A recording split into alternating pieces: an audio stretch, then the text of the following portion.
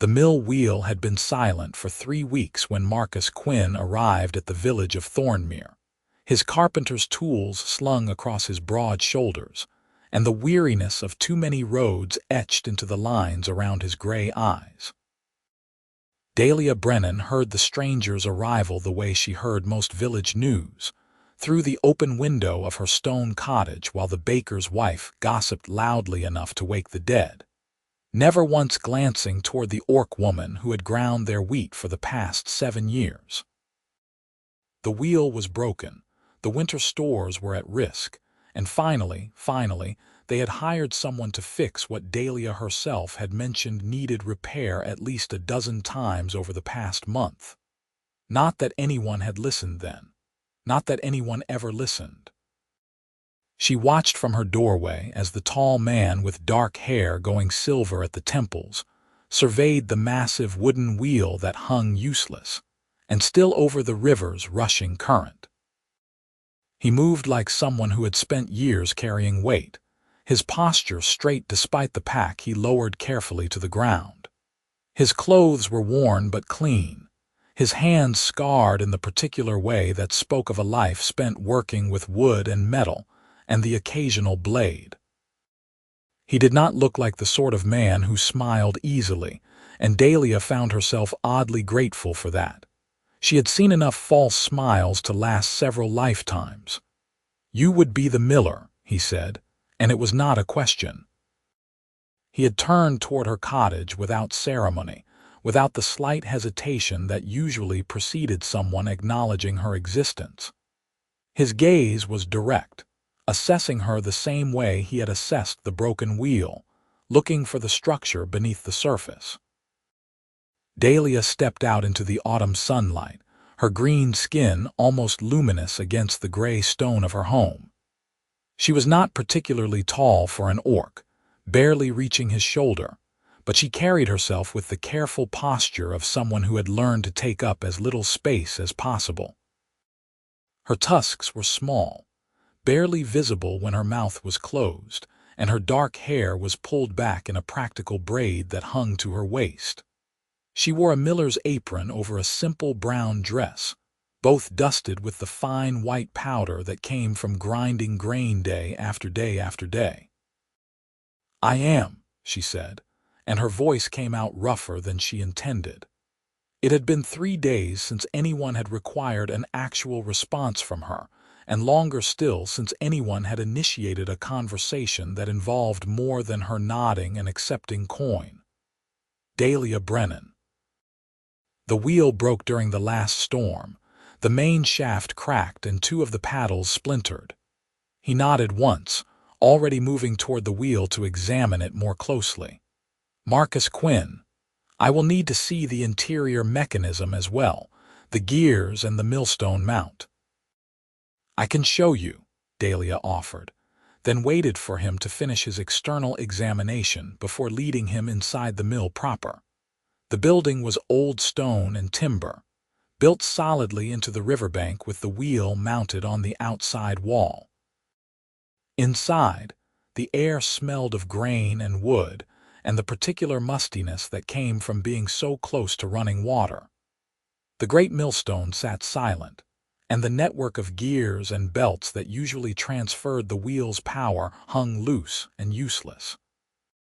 Dalia kept the space as clean as possible, but dust motes danced in the light that filtered through the high windows, and she found herself oddly self-conscious about showing this stranger her domain. Marcus moved through the space with the same methodical attention he had given the exterior, running his hands along the wooden shaft, testing the play in the gears, examining every inch of the mechanism with a focus that seemed to shut out everything else. Dalia stayed quiet, letting him work, and tried not to notice the way his presence seemed to fill the mill in a way that had nothing to do with his actual size. It was simply that he was there, truly there, paying attention to the thing she had built her life around with a seriousness that felt almost foreign after so many years of being overlooked. "The shaft is cracked but not beyond saving," he said finally, straightening up and wiping his hands on a rag he pulled from his belt. "I will need to reinforce it with metal bracing and replace the damaged wheel paddles entirely. The gears need cleaning and one of the belt mounts has worked loose, but that is simple enough. 3 weeks of work, perhaps 4 if the weather turns." The village council said they would pay for materials and labor, Dalia told him, then added with a trace of bitterness she could not quite suppress. "They are very concerned about their winter bread now that the wheel is broken." "Less concerned when I told them the shaft was developing a crack 3 months ago." Marcus looked at her then, really looked at her, and something in his expression shifted. It was not pity, which she would have hated, but something closer to recognition. "People rarely want to fix things before they break," he said. "It is easier to ignore a problem until it becomes a crisis." The weight of those words settled between them, heavy with meaning that had nothing to do with mill wheels and everything to do with the way Dalia had been living for 7 years. She found herself wanting to say something more, to acknowledge the understanding she heard in his voice, but the habits of invisibility were hard to break. Instead, she simply nodded and showed him where he could store his tools and materials, pointed out the small shed where he could shelter if he needed to work through bad weather, and retreated to her cottage to let him begin. Over the following days, a pattern emerged. Marcus arrived each morning as the sun cleared the eastern hills, worked steadily until the light failed, and exchanged perhaps a dozen words with Dalia in the process. He was not unfriendly, simply focused, and she found his quiet presence oddly comforting. He did not fill the silence with empty chatter or false pleasantries. He simply worked, and the sound of his hammer and saw became a steady rhythm underlying her own tasks of keeping the cottage, tending her small garden, and managing the accounts of a mill that currently produced nothing. The village continued its pattern of not seeing her. People walked past her cottage to stare at the repair work, discussing Marcus and the timeline and the cost with each other while Dalia stood 3 feet away and might as well have been invisible. The baker's wife worried loudly about whether the bread would be right. The blacksmith's son complained about the price of metal bracing. The village headman made a show of inspecting the work twice, speaking to Marcus in great detail about standards and quality, while never once acknowledging that Dalia was the one who would actually be operating the machinery once it was fixed. Marcus noticed. She could tell he noticed by the way his jaw tightened when the headman walked away without so much as a nod in her direction, by the way he started positioning himself to force people to acknowledge her if they wanted to speak with him about the work. It was subtle, but it was there, this silent advocacy that asked nothing of her and expected nothing in return. "The reinforcement is holding well," he told her one afternoon, his hands black with the grease he had been using to clean the gears. "I will be able to start on the paddle replacements tomorrow." Dalia had been sweeping the mill floor, a task that felt futile when it would simply gather dust again, but it gave her something to do with her hands. "You work quickly," she observed. The last carpenter the village hired took 6 weeks to repair the bridge, and it collapsed again before the year was out. "I was a combat engineer before I took up carpentry," Marcus said, wiping his hands clean with more of that patient thoroughness he brought to everything. "In the army, you learn to build things that last because lives depend on it. The habit stuck." "How long have you been traveling?" Dalia asked, surprising herself with the question. She was not usually one to pry, had learned that asking questions invited questions in return, and she had spent years avoiding that particular exchange. But Marcus did not seem to mind. 5 years now. Since I left the service. I go where the work is, stay until it is finished, then move on." "That sounds lonely," Dalia said quietly. He considered this for a moment, his gray eyes distant. "It is simpler," he said finally. "Lonely, but simpler. No roots means no one can pull you up and toss you aside when they no longer need you." The words hung in the air between them, and Dalia felt something crack open in her chest, some small defended place that recognized the echo of her own philosophy in his. She opened her mouth to respond, to say something about understanding that kind of loneliness, but the baker's wife chose that moment to bustle past the mill door, calling out to her daughter about the price of flour and completely disrupting the moment. Marcus caught Dalia's eye as the woman's voice faded into the distance, and something passed between them that might have been the beginning of humor. "Does she ever actually look where she is going?" he asked, his tone completely neutral. "Not in my experience," Dalia replied, and felt her mouth twitch towards something that was almost a smile. "I have been standing in her path for 7 years, and she has yet to notice." 7 years, Marcus repeated, and there was a question in it.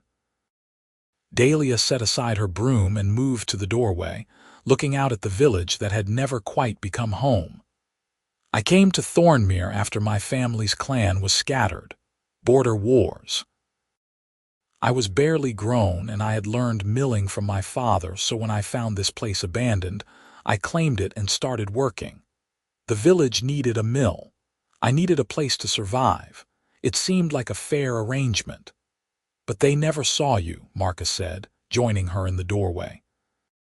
He stood close enough that she could feel the warmth radiating from him, close enough that the village would see them standing together if anyone bothered to look. "They saw the mill," Dalia corrected. "They saw the flour and the grain and the service. They just never quite saw me. After a while, I stopped expecting them to. It was easier that way, less disappointing." Marcus was quiet for a long moment, watching the village with that same assessing gaze he had turned on the mill wheel and the gears and everything else that came within his sphere of attention. "I see you," he said finally, and the words were so simple, so plainly stated that they hit Dalia with the force of a hammer blow. She turned to look at him, searching his face for the catch, the angle, the ulterior motive that must surely be hiding beneath such a statement. But his expression was open, serious, and completely sincere. He meant it. This stranger, this man who had been in Thornmere for less than a week, saw her in a way that 7 years of grinding the village's grain had never earned her. Why? The word escaped before she could stop it, and she hated how small it sounded, how vulnerable. Marcus met her gaze steadily. "Because you are there to be seen," he said. "Because you keep this place running and take pride in your work and tend your garden and manage your accounts with the same care you probably give everything in your life. Because when you thought I was not looking, I saw you leave food on the step for the stray dogs that wander through. Because you have kind eyes under all that guardedness, and I would wager that the village's loss is profound, even if they do not know it yet." Dalia felt something hot and uncomfortable building behind her eyes, and she turned away before it could become actual tears. She had not cried in years, had trained herself out of that particular vulnerability, and she was not about to break that streak now. "You do not know me," she managed. "Not yet," Marcus agreed, "but I would like to, if you would permit it." The offer hung in the air between them, terrifying and tempting in equal measure. Dalia had become so accustomed to her invisibility that the thought of being seen, truly seen, felt like standing naked in the village square. What if he looked closer and found her wanting?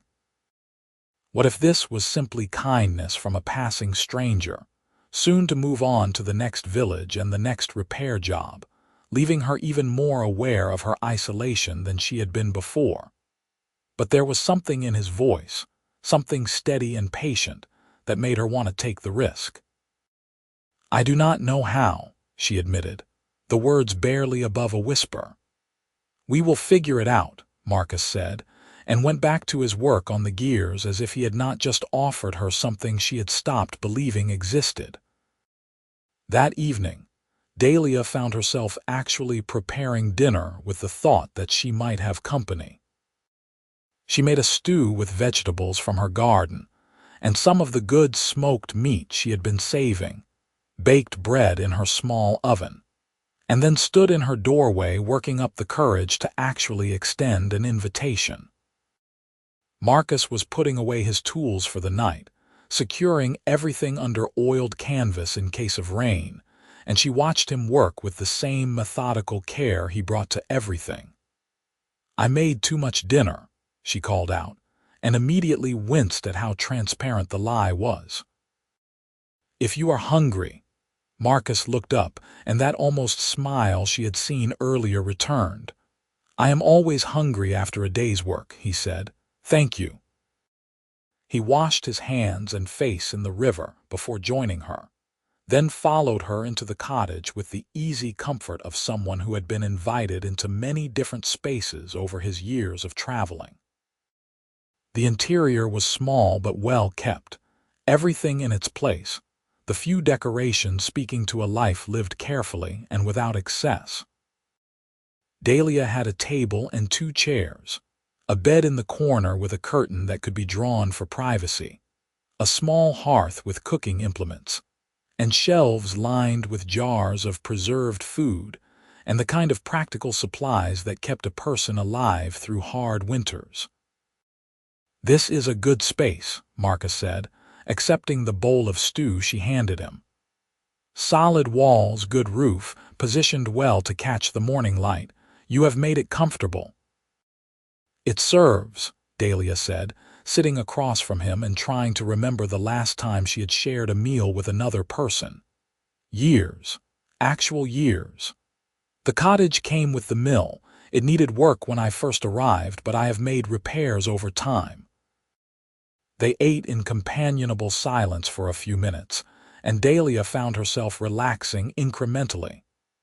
Marcus ate with the appreciation of someone who had known hunger, taking his time, savoring the food.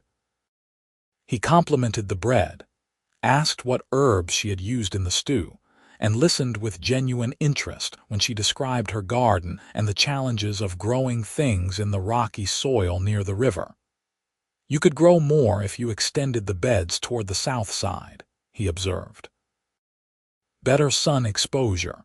I could help you build raised frames before I leave if you wanted. Better drainage, easier to tend." The offer was casual, but Dalia found herself focusing on the last part, "before I leave." Of course. He was here to repair the mill, and then he would move on because that was what he did. That was what he had told her. No roots, simpler that way.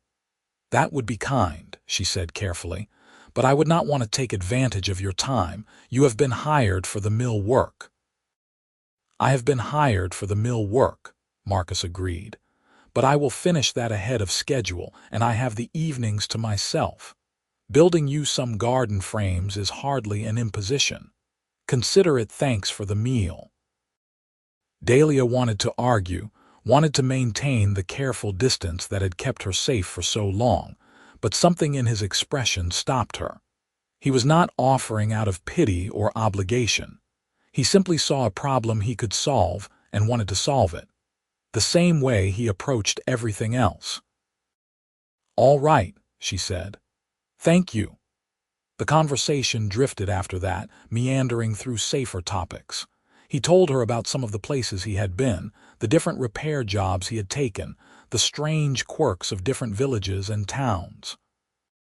She found herself talking about her father's mill, about the clan gatherings she remembered from before the wars, about the particular satisfaction of getting the millstone balance exactly right so that the flour came out perfectly ground. He asked questions that showed he was actually listening, and she answered them with increasing ease, the words coming more readily as the evening wore on. When he finally stood to leave, the moon was high and the cottage had grown warm from the fire and the shared presence. "Thank you for the meal," Marcus said, "and the company. I have eaten alone more often than not these past years. It was good to have conversation." "You are welcome," Dalia said, and found that she meant it with an intensity that surprised her. "Tomorrow." "Tomorrow," he confirmed, and something in the way he said it felt like a promise.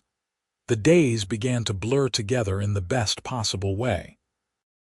Marcus worked on the mill, and Dalia found herself inventing reasons to be nearby, ostensibly to monitor the repairs, but really just to exist in the same space as someone who acknowledged her existence. They talked while he worked, conversations that ranged from the practical to the philosophical, from the mechanics of mill operations to the nature of belonging and home. He told her about battles he had fought and bridges he had built, about the friends he had lost, and the reasons he kept moving. She told him about the weight of invisibility, about the strange half-life of being needed but not wanted, useful but not valued. "I think I convinced myself it did not matter," she admitted one afternoon while he was fitting a new paddle to the wheel. "That as long as I had the work and the cottage and enough to eat, the rest was just sentiment, unnecessary." Marcus paused in his work, looking down at her from his position on the scaffolding he had built. "But it did matter." "Yes," Dalia said simply. "It did. It does. I just stopped admitting it, because admitting it meant acknowledging how much it hurt." He climbed down from the scaffolding and stood in front of her, wood shavings in his hair and honest sweat on his brow. "You should not have to pretend that hurt does not matter," he said. "You should not have to make yourself smaller to fit into a space that refuses to see you. They are the ones failing here, not you." "They are not cruel," Dalia said, though even she could hear the defensiveness in her voice. "They simply do not think of me. It is not the same as hatred." "Indifference can be its own form of cruelty," Marcus replied. "And you deserve better than indifference, Dalia Brennan." The way he said her name, with that particular emphasis, as if it mattered that she had a name and an identity beyond her function, made something twist in her chest. She had grown so accustomed to being the miller, the orc, the woman at the edge of the village, that hearing herself spoken of as a person with worth felt almost foreign. "You will leave when the mill is finished," she said, and it was not quite a question. Marcus held her gaze, and she watched something shift in his expression, some decision being made in real time. "I do not have to," he said slowly. "I go where I choose. I stay where I choose. There is no contract binding me to the road except the one I made with myself." "But you said it was simpler," Dalia reminded him. "No roots, no one to pull you up." "It is simpler," he agreed. "But simple and good are not always the same thing. I have been thinking that perhaps I have been choosing simple when I should have been choosing something else." Hope was a dangerous thing, and Dalia had given up on it long ago, but it stirred now despite her best efforts, fragile and terrifying. "What are you saying?" "I am saying that I am not finished getting to know you," Marcus said. "I am saying that I have repaired 100 broken things in 100 different villages, and none of them have made me want to stay before. I am saying that I see you, Dalia, and what I see makes me want to keep looking." She wanted to believe him. She wanted it with a ferocity that frightened her. But the wall she had built around herself, brick by careful brick over 7 years of invisibility, was not easily dismantled. "What if you change your mind? What if you wake up one day and realize that knowing me is not worth the trouble of staying?" "What if I do not?" he countered. "What if I stay and you decide you would rather be alone? What if either of us could make 1,000 wrong choices, Dalia? The question is not whether the risk exists. The question is whether we are brave enough to take it anyway." She thought about that for a long moment, standing in the shadow of the mill wheel that was slowly being restored to function, watching this man who had walked into her life and casually offered her everything she had stopped believing she could have. "I do not know if I am brave enough," she admitted. Then we will learn together, Marcus said, and went back to work on the wheel as if he had not just offered to upend his entire life for the possibility of something more. The next week brought the first real test of the fragile thing growing between them. The village headman arrived one morning with 2 council members in tow, all of them full of self-importance and concern about the timeline. They spoke to Marcus about the work, about the quality, about the cost, and Dalia stood to the side and waited to become invisible again. It was automatic, this retreat, this assumption that she would be overlooked, but Marcus did not allow it. He answered their questions, but he punctuated each answer with a reference to Dalia. You will need to ask the miller about her requirements.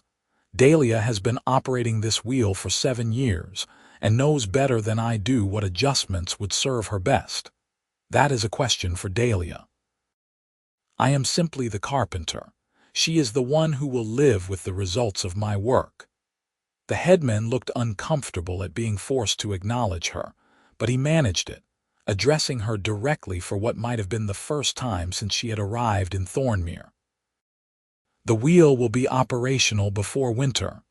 Marcus says 3 weeks, perhaps 4, Dalia replied, her voice steadier than she felt. I trust his timeline. He knows his work. One of the council members, a farmer named Gerald Finch, who had brought his grain to be ground hundreds of times without ever meeting her eyes, actually looked at her properly. You have been managing well without income these weeks. It was not exactly a kind question, more an assessment of whether they would need to front her money, but it was direct, and Dalia found herself answering it honestly. I have savings. I will manage. The council has discussed compensating you for the lost time, the headman said, though his tone suggested this discussion had been brief and grudging. A small amount to offset the hardship. Dalia could have been gracious. She could have accepted quietly and let them feel good about their minor charity. But something in Marcus's steady presence beside her, in the way he had refused to let her be invisible, made her spine straighten. That would be appropriate, she said. Since I reported the developing crack 3 months ago and was ignored, had the repairs been made then, the wheel would not have failed completely, and there would have been no lost time for anyone. The silence that followed was profound. The headman's face flushed, the council members shifted uncomfortably, and Dalia felt a surge of something that might have been fear or might have been exhilaration. She had just said aloud what everyone knew but no one acknowledged. She had made herself impossible to ignore. Marcus said nothing, but when she glanced at him, she caught the faintest hint of approval in his expression. Yes, well, the headman blustered. We will certainly be more attentive to maintenance concerns in the future. The compensation will be delivered by the end of the week. They left shortly after, and Dalia stood in the sudden silence feeling as if she had just fought a battle. Her hands were shaking slightly, adrenaline singing through her veins. You did well, Marcus said quietly. I have never spoken to them like that, Dalia admitted.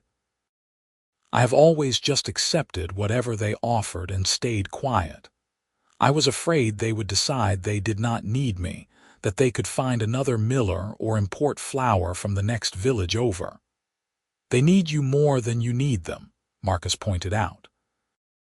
This is a good mill, well-positioned, well-maintained despite their neglect. You could operate anywhere. They know it, even if they pretend otherwise. Dalia turned to look at him fully, this man who had given her back something she had not even realized she had lost. Not just visibility, but the courage to claim it. You make me feel brave, she said. I am not sure if I should thank you for that or curse you for it. Bravery is terrifying. He smiled then, a real smile that transformed his serious face into something almost boyish.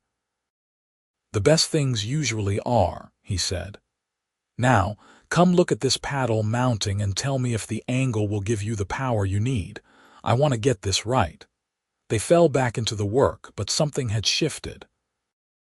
Dalia felt it in the way she moved through the village over the following days, in the way she met people's eyes instead of looking past them, in the way she claimed space instead of apologizing for occupying it.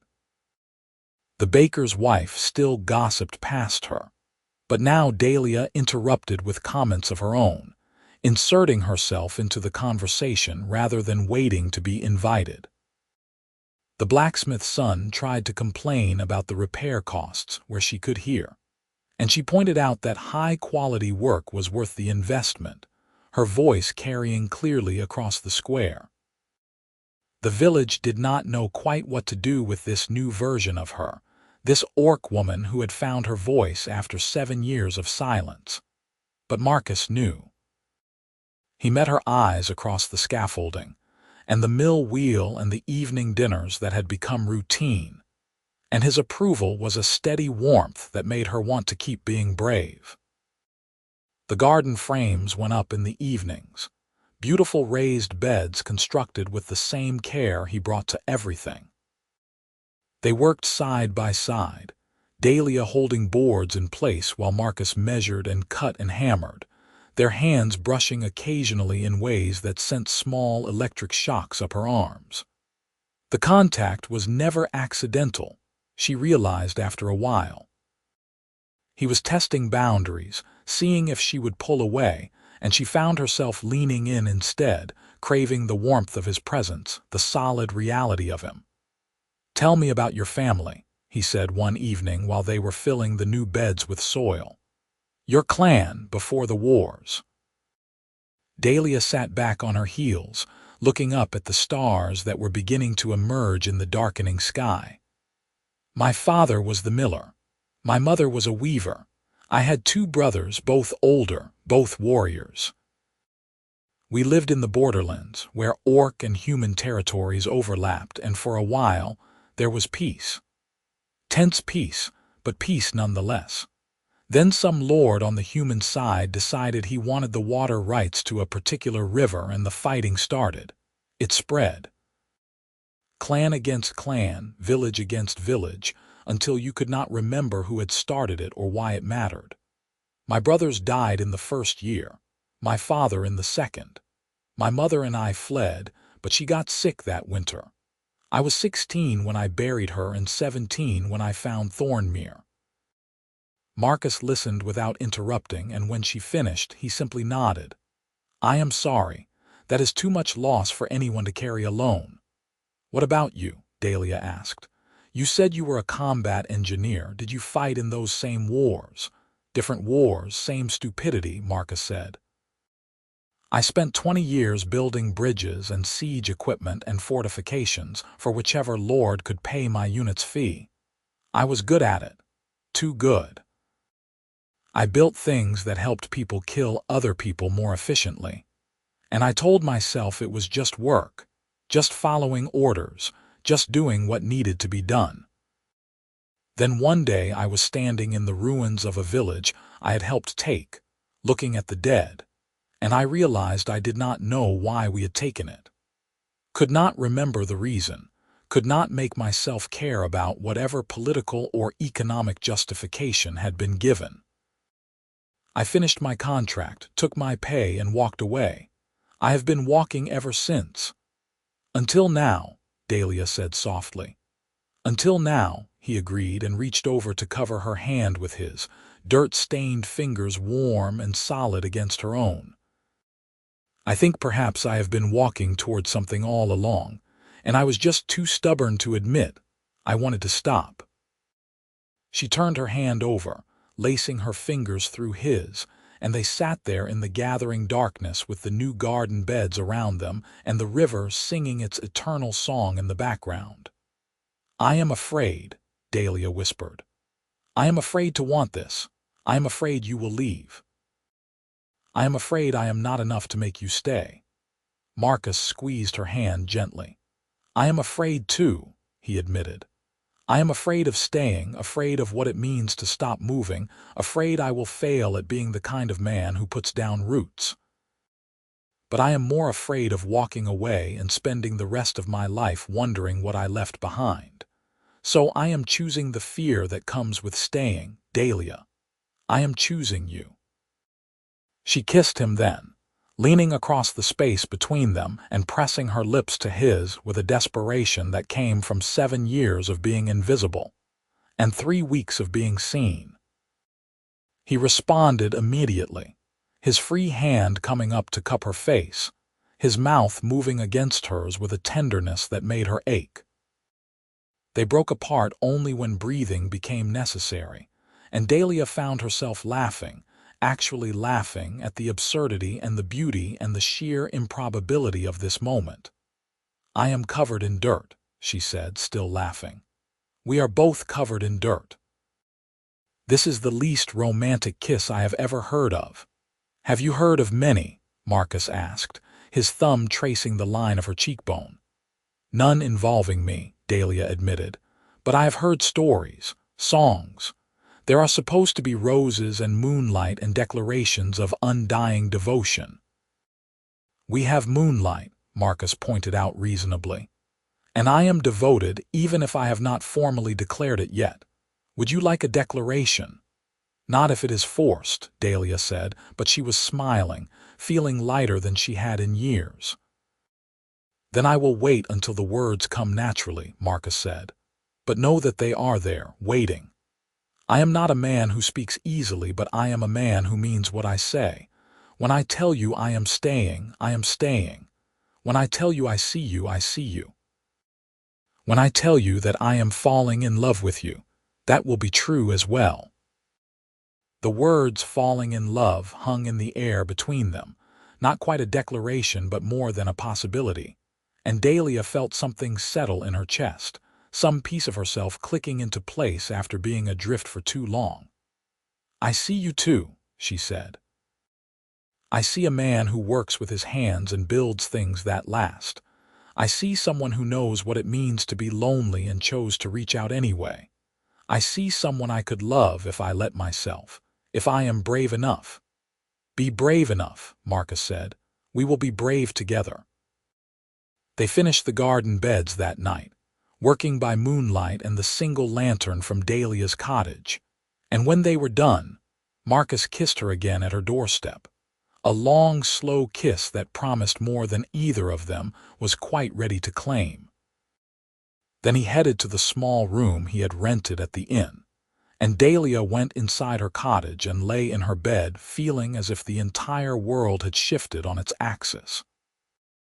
The mill wheel was completed 2 days ahead of schedule, the great wooden paddles turning smoothly in the river's current, power flowing through the restored mechanism to turn the millstone with a grinding song that Dalia had sorely missed. Marcus tested every aspect of the system, adjusted the tension, fine-tuned the gears, and finally declared it operational with the quiet satisfaction of a job well done. The village gathered to witness the first grinding since the wheel had broken, and for the first time in 7 years, Dalia found herself at the center of attention. The headman made a speech about the importance of the mill to the community, carefully avoiding any mention of the 3 months of warnings they had ignored. The baker's wife exclaimed over the smooth texture of the flour. The farmers lined up with their grain, eager to replenish their stores before winter closed in, and Marcus stood beside Dalia, his presence a steady anchor, his hand occasionally brushing hers in silent support. When someone addressed a question to him about the repairs, he redirected them to her. When the blacksmith tried to negotiate a lower rate for grinding, Marcus pointed out that quality work deserved fair compensation. He made himself a shield between her and the casual dismissal she had endured for so long, and the village slowly, grudgingly, began to see her as something more than a convenient service. "You do not have to do this," Dalia told him that evening when everyone had finally left and the mill stood quiet once more, the wheel turning peacefully in the twilight. "I can handle them on my own now. You have given me the courage for that." "I know you can handle them," Marcus said. "But you do not have to handle them alone. That is what I am offering, Dalia, not just my presence but my partnership, my backing, my public declaration that you matter to me and therefore should matter to them. Public declaration, Dalia repeated, her heart beating faster. Is that what this is? If you want it to be, Marcus said. I told you I would wait for the right moment to say the words plainly. I think perhaps this is that moment. I love you, Dalia Brennan. I love your strength and your kindness and the way you tend your garden as if each plant is precious. I love the way you have survived 7 years of invisibility and still have the capacity to hope. I love the sound of your laugh and the way you explain mill mechanics with such precise detail that I almost understand them. I love you, and I am staying, if you will have me. The words settled over her like a benediction, like the first warm rain after a long drought. Dalia felt tears on her cheeks and did not bother to wipe them away. I love you too, she said, and the admission felt like the bravest thing she had ever done. I love you, and I am terrified, and I want you to stay so badly it hurts. Then I stay, Marcus said simply, and pulled her into his arms, holding her while she cried 7 years of loneliness and grief and desperate hope into his shoulder. They stood there as the last light faded from the sky. 2 people who had been walking separate paths choosing to walk together instead. And Dalia felt the walls she had built around her heart finally beginning to crumble. The following weeks were a study in learning how to be part of something rather than alone. Marcus moved his few possessions from the inn to Dalia's cottage, and they negotiated the small intimacies of shared space with the awkwardness of people who had both been solitary for too long. He snored lightly, and she kicked in her sleep. He liked his tea bitter, and she preferred her sweet. He was meticulous about keeping his tools organized, and she had a tendency to leave books open on every available surface. They learned each other's rhythms, each other's moods, each other's bodies with the patience of people who knew that building something lasting required time and attention. The village's response to Marcus's decision to stay was mixed. Some people seemed genuinely pleased, happy to have a skilled carpenter in residence. Others were clearly uncomfortable with the idea of a human man openly partnering with an orc woman, their prejudices bumping up against the reality of Marcus's steady respect and Dalia's increasing refusal to accept invisibility. But even the uncomfortable ones found themselves forced to acknowledge her, because Marcus made it clear that he and Dalia were a unit, and anyone who wanted his carpentry services would need to treat them both with basic courtesy. I am ruining your business prospects, Dalia said one evening when a farmer had very obviously chosen to hire a less skilled carpenter from the next village rather than deal with Marcus's association with her. People would hire you more readily if you were not so publicly attached to me. Marcus looked up from the chair he was repairing, one eyebrow raised. Do you want me to hide our relationship? No, Dalia admitted, but I also do not want to be the reason you struggle to find work. I am not struggling, Marcus pointed out. I am simply being selective. I do not want to work for people who cannot manage basic human decency toward the woman I love. There are plenty of others who need my skills and are capable of being civil. Those are the ones I will work for. You are stubborn, Dalia said, but there was no heat in it, only affection. So are you, Marcus replied. It is one of the things I love about you. The harvest season brought an influx of work to the mill, and Dalia found herself busier than she had been in years. The wheel turned day after day, the millstone grinding wheat and barley and rye into flour, and she fell into the rhythm of the work with a satisfaction that felt different now that she had someone to share it with.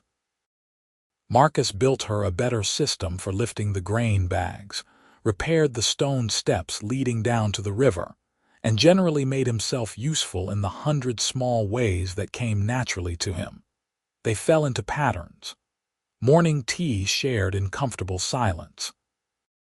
Working side by side through the day, occasionally meeting for lunch. Evenings spent in the cottage or the garden, talking or reading or simply existing in each other's presence.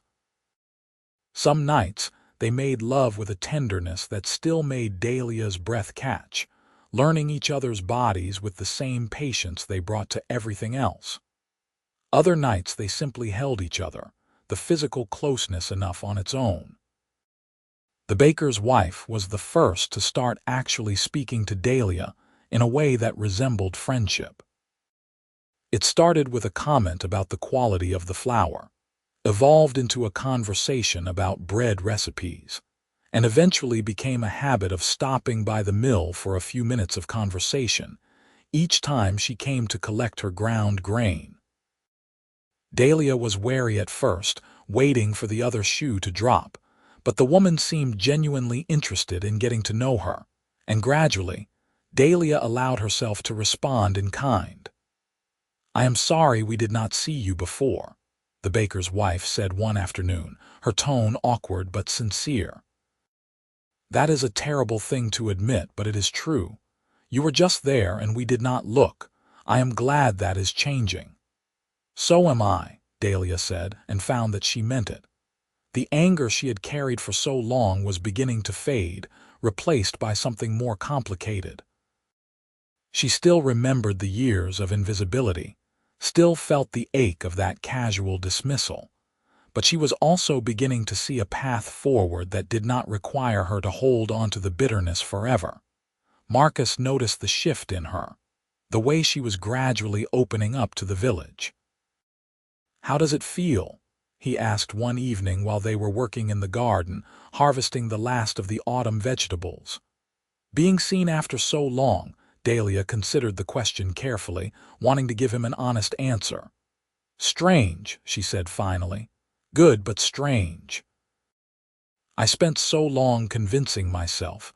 I did not need their acknowledgement that actually receiving it feels almost foreign. Like putting on a piece of clothing that does not quite fit yet, but might, with time and wear. I keep waiting for them to stop seeing me again, to go back to the way things were." "They will not," Marcus said with confidence. "They might have been able to ignore you before, but you are different now. You take up space differently. You demand to be seen in ways you did not before. That change is not something they can unsee." "Because of you," Dalia said. "You gave me that." "I gave you support," Marcus corrected. "But the courage was always yours. I just helped you remember it was there." As the days grew shorter and the first frost touched the garden, talk in the village turned to the midwinter feast, an annual celebration that marked the longest night and the slow return of the sun. It was a community event, held in the village hall, with everyone contributing food and drink and music.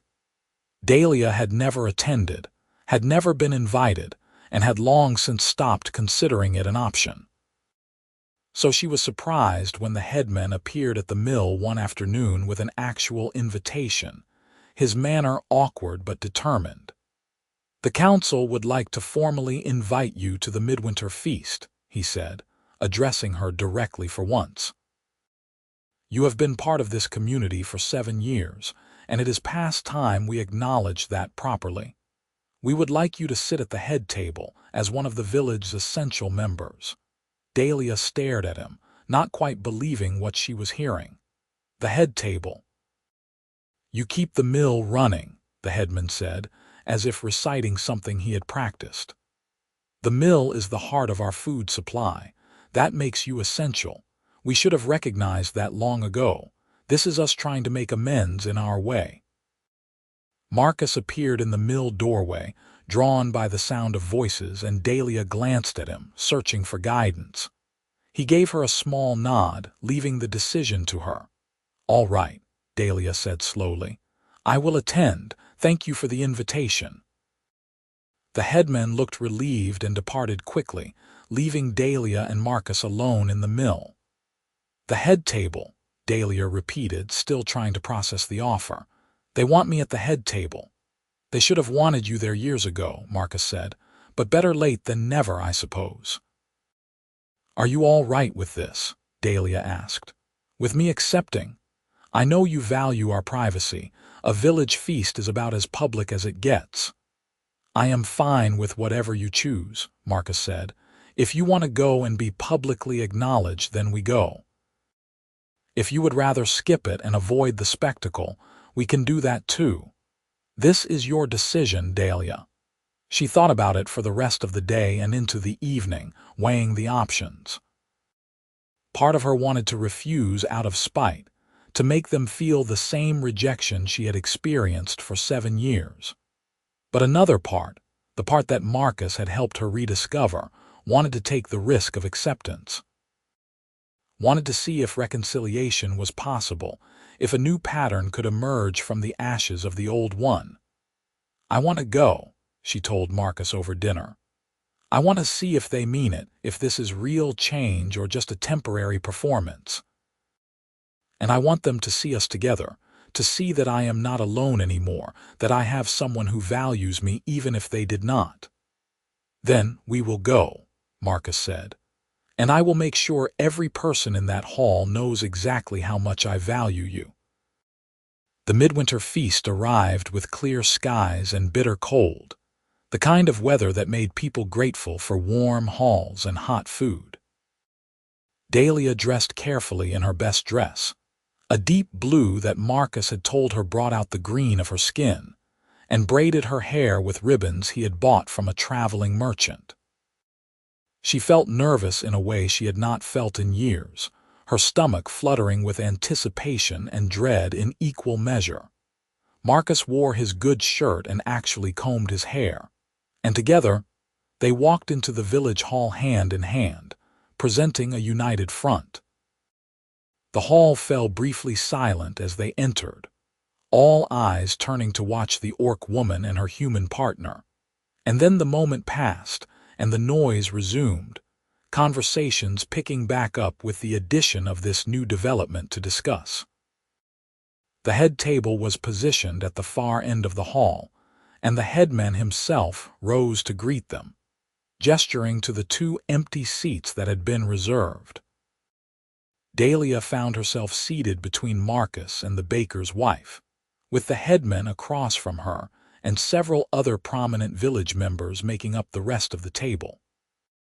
It was surreal, being placed in this position of honor after so many years of being overlooked, and she had to consciously remind herself to relax, to accept this for what it was. The feast was everything a midwinter celebration should be. Rich food, warm drink, music and laughter, and the kind of communal joy that came from surviving another year together. People approached the head table throughout the evening, speaking to Dalia directly, thanking her for her work at the mill, making awkward but sincere attempts at conversation. She responded as graciously as she could manage, and Marcus stayed beside her the entire time, his presence a steady reminder that she was not alone in this.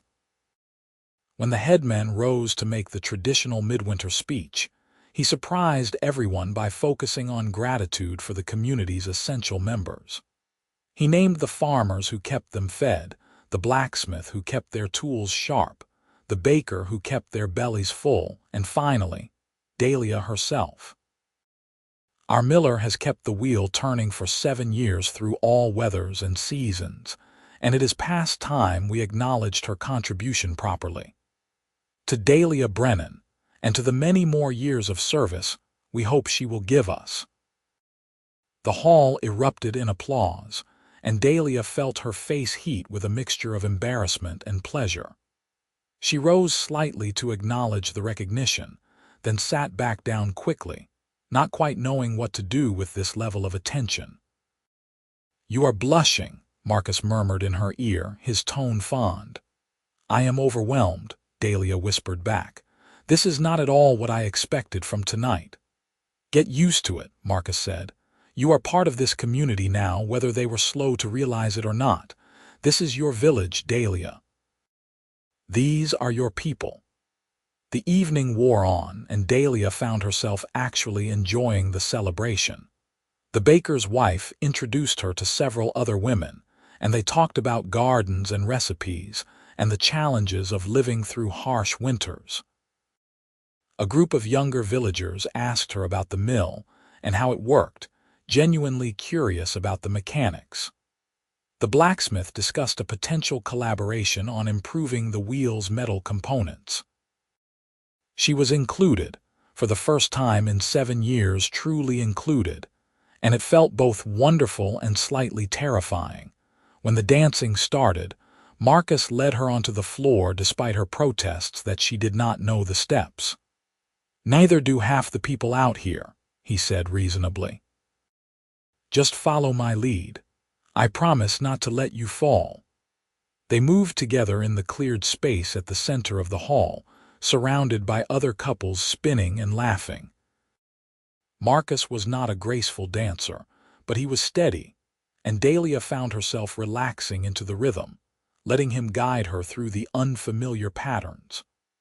Other dancers smiled at them as they passed, and no one seemed scandalized by the sight of a human man dancing with an orc woman. They were simply another couple at the midwinter feast, celebrating the turning of the year like everyone else. "Thank you," Dalia said when the dance ended and they had retreated to the edge of the floor, breathless and warm. "For all of this, for seeing me, for staying, for giving me the courage to be seen." "Thank you for letting me stay," Marcus replied, "for letting me be part of your life, for being brave enough to risk hoping again. I spent 5 years walking away from everything, and you made me want to finally walk toward something instead." They stayed at the feast until late in the evening, and when they finally left to walk back to the cottage through the crisp winter night, Dalia felt lighter than she had in years. The village had seen her. They had acknowledged her. They had made her part of their community in a way that felt genuine, if overdue. And she had Marcus beside her, his hand warm in hers, his presence a constant reminder that she was valued and loved. The cottage was cold when they entered, the fire having burned down to embers while they were gone. Marcus stirred it back to life while Dalia lit candles, and they prepared for bed with the comfortable efficiency of people who had learned to share space well. When they finally lay down together under the heavy quilts, Dalia curled into Marcus's warmth and felt completely, perfectly content. "I was thinking," Marcus said into the darkness, his voice thoughtful, "about next spring, about building a proper workshop attached to the mill. I have been taking carpentry jobs around the village, but I am having to store my tools and do the work wherever there is space. If I had a dedicated workshop, I could take on larger projects, maybe even train an apprentice eventually." "That would be good," Dalia said, pleasure blooming in her chest at the casual long-term planning implicit in his words. He was not just staying for now. He was building a life here with her, with roots that went deep. "We could expand the mill side too. Add a second set of stones for finer grinding. There is demand for it, and with your help, the construction would be manageable." "Partners in business as well as life," Marcus said, and she could hear the smile in his voice. "Partners," Dalia agreed and sealed it with a kiss. Winter deepened, and the mill continued its steady work. The village gradually grew more comfortable with Dalia's presence at community events, with Marcus's public affection for her, with the reality of an orc woman as an integral part of their lives. There were still moments of awkwardness, still occasional signs of lingering prejudice, but they were becoming the exception rather than the rule. The new pattern was taking hold, and Dalia found herself beginning to truly believe it would last. On a clear day in late winter, Marcus surprised her by taking her on a walk up into the hills above the village. They climbed to a spot that overlooked Thornmere, the mill visible as a small structure beside the glittering ribbon of the river, smoke rising from cottage chimneys in the still air. I wanted to show you this view, Marcus said, his arm around her shoulders against the cold. I come up here sometimes when I need to think. You can see the whole village from here, see how everything connects. The mill, the farms, the houses, the roads. It is all part of a single living system, and you are at the heart of it, Dalia. The mill feeds everyone. You feed everyone. You are essential. I never thought of it that way, Dalia admitted, looking down at the village that had ignored her for so long and was only now beginning to see her clearly. I just thought of myself as surviving at the edges, providing a service but never really belonging. You belong, Marcus said firmly. You have always belonged. They were just too blind to see it, but they see it now, and more importantly, you see it now. You know your own worth. That is what matters. Dalia turned to face him fully, this man who had walked into her life and given her back herself. I want to do this properly, she said. I want to make promises and build something permanent. I want to be your partner in all ways, legally and publicly and permanently. Will you marry me, Marcus Quinn? His eyes widened slightly, surprise and pleasure warring on his face. You are asking me. I am asking you, Dalia confirmed. Because I love you, and I want to build a life with you, and I am done waiting for things to happen to me. I am ready to choose them instead. So, will you marry me? Yes, Marcus said, and pulled her into a kiss that tasted like joy and promise and the clean, cold air of winter. Yes, absolutely yes. I will marry you, Dalia Brennan, and I will spend the rest of my life making sure you never feel invisible again. They were married in early spring, as soon as the roads cleared enough for a priest to travel to Thornmere. The ceremony was held in the village square, with the mill wheel turning peacefully in the background and the whole village in attendance. Dalia wore a dress the baker's wife had helped her sew, pale green with embroidery at the collar and cuffs, and Marcus wore a new shirt he had made himself, his hand steady as he took hers and spoke the traditional vows. The headman had offered the use of the village hall for the celebration afterward, and the entire community contributed food and drink, turning the wedding feast into a true communal event. Dalia found herself overwhelmed by the generosity, by the genuine warmth people showed, by the way they had gone from ignoring her to celebrating her in the span of a few short months. They are trying, the baker's wife said when Dalia commented on it. We all are. We were wrong, Dalia. Wrong to overlook you, wrong to take you for granted. We are trying to do better now. Let us do better. I am letting you, Dalia replied and meant it. The anger had faded, replaced by something more hopeful. She could not forget the years of invisibility, but she could choose to build something new with the community that had finally learned to see her. Marcus was rarely far from her side throughout the celebration, his hand finding hers whenever they were in reach of each other. They danced again, moving through the steps with more confidence than they had shown at the midwinter feast, and when the traditional marriage blessing was sung, Dalia felt tears on her cheeks and did not bother to hide them. Happy? Marcus asked, wiping them away gently with his thumb. So happy, Dalia said. I did not think I could have this. I did not think anyone would see me as worth loving, worth staying for. And then you did, and you gave me back the courage to be seen. You gave me back myself. You were always there, Marcus said. I just helped you remember. And you did the same for me, Dalia. You made me want to stop running. You gave me a reason to put down roots. We saved each other. The evening stretched long and warm, full of laughter and music and the kind of joy that came from genuine celebration. When they finally left the hall to return to their cottage, the moon was high and the spring air was soft with the promise of new growth. The workshop Marcus had built was complete, attached to the mill with a covered passage, and the second set of grinding stones were scheduled to be installed within the month. Everything was coming together, building toward a future that felt solid and real.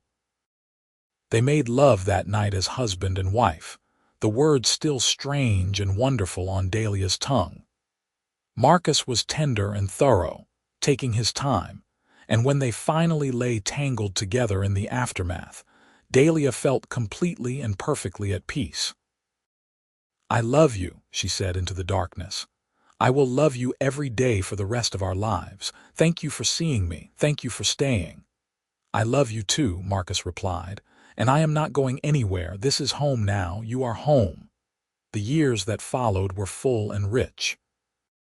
The mill prospered with the addition of the second grinding stones, and Marcus's workshop became known throughout the region for quality work. They hired a young man named Thomas Reeves as an apprentice carpenter, teaching him the trade with the same patience they brought to everything else. The village continued to grow more comfortable with Dalia's presence, until eventually her green skin and tusks were simply part of the landscape, unremarkable in their familiarity. The baker's wife became a true friend, someone Dalia could talk to about the challenges of running a business and the joys of married life. Other friendships followed, slowly but genuinely, until Dalia found herself woven into the fabric of the community in ways she had never imagined possible during those first invisible years. She and Marcus expanded the cottage, adding a second room and a larger kitchen, planning for the possibility of children, though they were in no rush.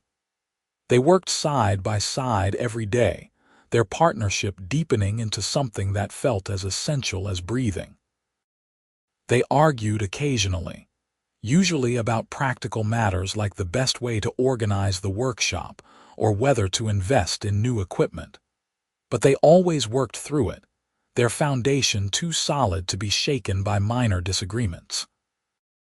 On the 8th anniversary of Marcus's arrival in Thornmere, they stood together at the village harvest festival, watching the celebration unfold around them. Dalia was laughing at something the blacksmith had said, her face open and relaxed in a way that would have been impossible during those early years of invisibility. Marcus watched her with quiet satisfaction, marveling at the transformation, at the way she had bloomed once given the space and support to do so. "What are you thinking?" Dalia asked, catching his gaze. "That I am glad my road led me here," Marcus said. "That I am glad I saw you when no one else would. That I am grateful every day for the life we built together." "So am I," Dalia said, leaning into his side. "So am I." They stayed at the festival until the stars came out, surrounded by friends and neighbors, part of the community that had taken too long to see Dalia's worth, but had eventually learned. And when they walked home together through the autumn evening, hand in hand, the mill wheel turning steadily in the background, Dalia Brennan knew with complete certainty that she was no longer invisible. She was seen. She was valued. She was loved. And she was finally, truly home. The following spring brought news that made Dalia's heart race with a mixture of terror and joy. She was pregnant, the baby due in early winter, and the realization that she would be bringing a child into the world sent her emotions spinning in every direction. Marcus was quietly ecstatic, his steady demeanor cracking to reveal genuine excitement, and he immediately began planning modifications to the cottage to accommodate their growing family. "We will need a proper cradle," he said, already sketching designs. "And we should wall off a section of the main room for a nursery. More storage, definitely. Do you think we need to expand again, or can we work within the current space?" "Marcus," Dalia said, laughing at his intensity, "we have months. We do not need to rebuild the cottage in a week." "I know," he admitted, "but I want everything to be ready. I want our child to have everything they need." "They will have us," Dalia said, placing a hand on her still flat belly. "That is what they need most. The rest we will figure out as we go." The pregnancy was relatively easy, And Dalia continued working the mill well into her 6th month, before Marcus finally convinced her to let their apprentice take over the heavier tasks. The village women who had slowly become her friends offered advice and hand-me-down baby clothes and stories of their own pregnancies, and Dalia found herself grateful for the community she had once thought would never accept her. The baby arrived on a cold December evening, a daughter with green skin like her mother and her father's gray eyes. They named her Dalia Brennan Quinn, and when Dalia held her for the first time, she wept with the overwhelming love that came from creating something so precious with the person she loved most. Marcus was besotted immediately, holding his daughter with the same careful attention he brought to his carpentry work. He built her the promised cradle, beautiful and solid, and spent hours simply watching her sleep, as if he could not quite believe she was real. "She is perfect," he said one evening while Dalia nursed, his voice full of wonder. "We made something perfect, Dalia." "We did," Dalia agreed, looking down at their daughter and feeling her heart expand in ways she had not known were possible. "We really did." The years continued to unfold in a pattern of work and love and steady growth. Dalia grew into a bright, curious child who loved the mill and her father's workshop in equal measure. She had her mother's determination and her father's patience, and she moved through the village with the easy confidence of someone who had never known invisibility, who had always been seen and valued and welcomed. When Dalia was 3, Dalia found herself pregnant again, and their son was born the following autumn. They named him Daniel, and he joined his sister in filling the cottage with noise and laughter and the particular chaos that came with small children. Marcus expanded the cottage again, building a proper 2nd floor with separate rooms for the children, and the mill prospered enough to hire additional help, allowing Dalia and Marcus more time with their growing family. The village treated their children with the same acceptance they had learned to show Dalia, and the half-orc, half-human siblings grew up as simply part of Thornmere's next generation. They played with the other village children, attended the local school that had been established a few years prior, and helped with the mill and workshop as they grew older. They were seen, valued, and loved, and Dalia sometimes watched them with tears in her eyes, grateful that they would never know the isolation she had endured. On a spring evening when Dalia was 10 and Daniel was 7, the family gathered for dinner in their expanded cottage. The table Marcus had built seated them comfortably, and the walls were covered with children's drawings and family mementos. They talked about their days, about Dalia's progress in learning to operate the mill, about Daniel's interest in carpentry, about the new projects Marcus had taken on, and the village news Dalia had heard. It was ordinary and perfect, this life they had built, and when Dalia looked around the table at her family, she felt the same sense of wonder she had felt on her wedding day.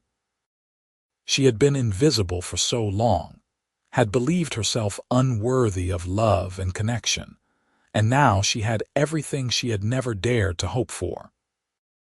That night, after the children were in bed and she and Marcus were preparing to sleep, Dalia found herself reflecting on the journey that had brought them here. "Do you remember the day you arrived?" she asked. "When the mill wheel was broken and I was just the invisible orc woman at the edge of the village. I remember thinking you had sad eyes," Marcus said, "and that the village was full of fools for not seeing what was right in front of them. You saw me," Dalia said softly. "You were the first person in years to really see me, and you stayed, even when staying meant dealing with their prejudice and discomfort." "I stayed because leaving would have been the stupidest thing I ever did," Marcus replied. "I stayed because I saw your beautiful heart, Dalia, and I wanted to spend my life knowing it. That is still true. That will always be true." She kissed him then, deep and loving, and they held each other in the darkness of their bedroom, the sounds of their children sleeping peacefully down the hall, the mill wheel turning steadily outside, the village that had learned to see her sleeping under the same stars. Dalia Brennan Quinn was no longer invisible. She was seen. She was loved. She belonged. And the life she and Marcus had built together, against all odds and expectations, was exactly what she had always needed and more than she had ever dared to dream. The years continued their march, and the family's roots in Thornmere grew deeper with each passing season. Diana eventually took over primary operation of the mill, showing the same dedication to the work that her mother had demonstrated for decades. Daniel became a master carpenter under his father's tutelage, his work sought after throughout the region. The workshop and mill both prospered, and the Brennan Quinn family became one of the pillars of the community. Marcus's hair went fully gray, then white, and Dalia found lines around her own eyes that spoke of years of laughter and hard work. They grew old together, their love deepening and mellowing like good wine, their partnership as solid as the mill's stone foundation. They became the couple that younger villagers looked to as an example of what love could be when it was built on respect and genuine seeing. On the 20th anniversary of their wedding, the village threw them a celebration in the square where they had been married. The current headman, who had been a child when Marcus first arrived, gave a speech about the legacy they had built, about the way they had changed Thornmere for the better simply by being themselves and refusing to accept invisibility. Dalia and Marcus Quinn have shown us what it means to truly see each other, he said to the assembled crowd. They have taught us that belonging is not something we grant or withhold based on appearance or origin, but something we build together through respect and genuine connection. They have made our community stronger, and we are grateful. The celebration lasted long into the night, full of music and dancing and the kind of joy that came from genuine love and appreciation. Their children and grandchildren, for Diana had married a local farmer and had 3 children of her own by then, surrounded them with warmth and laughter.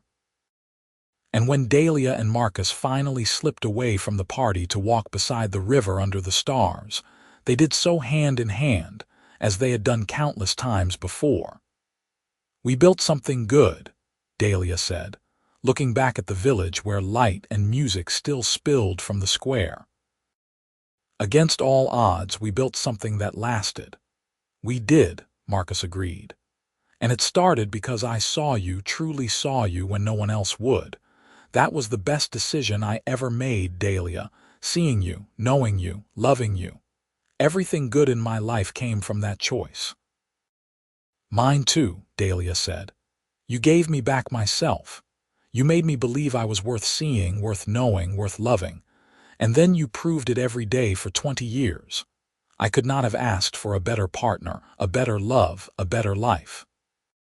They stood together in the moonlight, the mill wheel turning its eternal rotation behind them, and Dalia felt the completeness of their story. She had been invisible for 7 years, ignored and overlooked and dismissed. And then a stranger had arrived, a man with sad gray eyes and capable hands, and he had seen past the green skin and tusks to the beautiful heart beneath. He had stayed when he could have left. He had loved when he could have walked away. And together, they had built a life that was everything she had ever needed and more than she had ever dared to hope for. The village that had ignored her for years now spoke her name with warmth and respect. The mill that had been her lonely refuge was now a family business, passed down to her daughter with pride. The cottage that had held only her solitary existence now rang with the voices of children and grandchildren. And the man who had first truly seen her still stood beside her, his hand warm in hers, his love as steady and reliable as the turning of the mill wheel. Dalia Brennan Quinn was finally, fully home. And she knew, with the certainty that came from decades of proof, that she would never be invisible again.